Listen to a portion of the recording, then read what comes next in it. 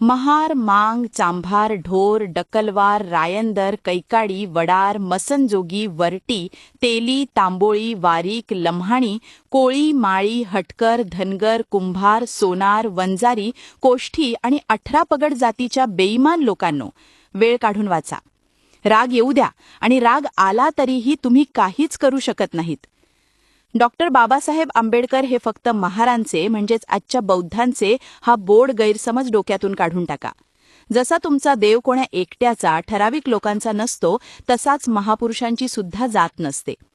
तुम्ही आजकाल जे कट्टर हिंदुत्ववाद घेऊन बोंबलत फिरताय ना, ह्याच हिंदुत्ववादाने तुमच्या हजारो पिढ्या गुलाम बनून छळले आहेत.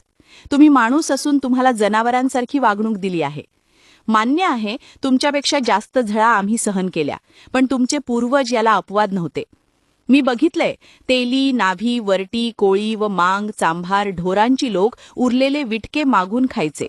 मिळाले त्या मोबदल्यात दिवसेंदिवस वर्षानुवर्षे राबावं लागले आहे. याला महार सुद्धा अपवाद नाही. पण महार बौद्ध धम्माच्या वाटेला लागले आणि तुम्ही कट्टर हिंदू. तुमच्या माईला, बापाला असतील तर आजाआजीला विचारा.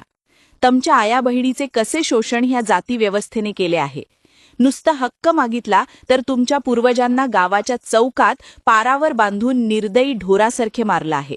ना पोलीस ना यंत्रणा, कित्येक हत्या, कित्येक बलात्कार, कुठलीच दाद ना फिर्याद होती. लोकांच्या शेतात कामाला गेल्यावर तुम्हाला ढोरांसारखे राबवून घेतले जाई. कामाला गेलेल्या महिला, मुलींचं शोषण केलं जाई. या सर्व गोष्टी, घटना तुमच्या मायबापाने सहन केल्या आहेत. तुम्हाला लिहिण्याचा अधिकार नव्हता. लिहिलेलं बघितले तर हात कापले जायचे. तुम्ही वेद मंत्र उच्चारले तर जीभ कापली जायची. ऐकले तर कानात गरम शिसे ओतले जायचे. ह्या गोष्टी मी मनाच्या सांगत नाही, तुमच्या पूर्वजांसोबत घडलेल्या आहेत. त्यांनी त्या नरक यातना भोगल्या आहेत आणि तुम्ही त्याच धर्माला आणि प्रथा परंपरांना चिटकून बसलात. त्यांनी तुमच्या आई, बहिणी, बायकोवर बलात्कार केला तर त्यांना साधारण शिक्षा, मात्र तुम्ही त्यांच्या बायकोकडे साधं बघितलं तर तुमचे डोळे काढले जातील. एवढ्यात भागलं ठीक, नाहीतर तुम्हा मृत्यूदंड दिला जाईल.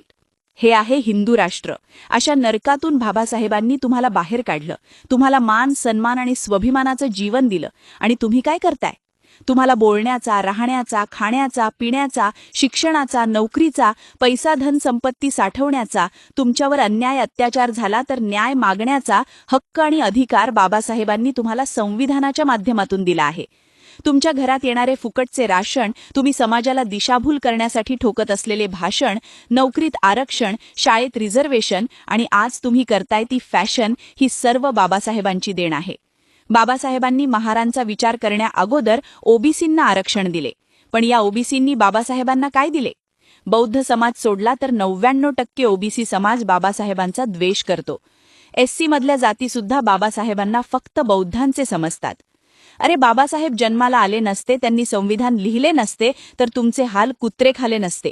पहिलं तुम्हाला ढोरांगुरांचे शेण काढावे लागायचे, आता तुम्हाला त्यांच्या लेकरांचे ढुंगणं धुवावे लागले असते. तुमच्या राहण्यावरच नाही तर तुमच्या श्वास घेण्यावर सुद्धा या लोकांनी टॅक्स लावला असता आणि तुम्ही काहीच करू शकलो नसतात.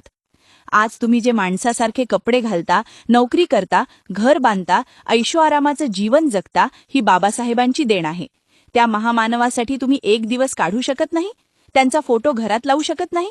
अरे, त्यांचा फोटो नका लावू घरात, पण जर बाबासाहेबांची विटंबना झाली तर तुम्ही रस्त्यावर सुद्धा येऊ नये, हे दुर्दैव आहे. मी म्हणतो, छाती ठोकून तुम्ही असेच बायकांचा पदराखाली राहा. संविधानाचा बलात्कार होतोय, तुम्ही बघत राहा. आम्ही आहोत मरायला आणि संविधान वाचवायला. असे पण आम्ही मेलेलेच होतो, बाबासाहेबांमुळे जिवंत आहोत. त्यांच्या सन्मानासाठी आणि आमच्या भावी पिढीच्या संरक्षणासाठी आम्ही मरायला तयार आहोत. तुम्ही बसा चाटत तुमच्या धर्माला, परंपरांना. खूप लिहायला आहे, पण स्वाभिमान हरवलेल्या लोकांना सांगण्यात अर्थ नाही. जय भीमचं.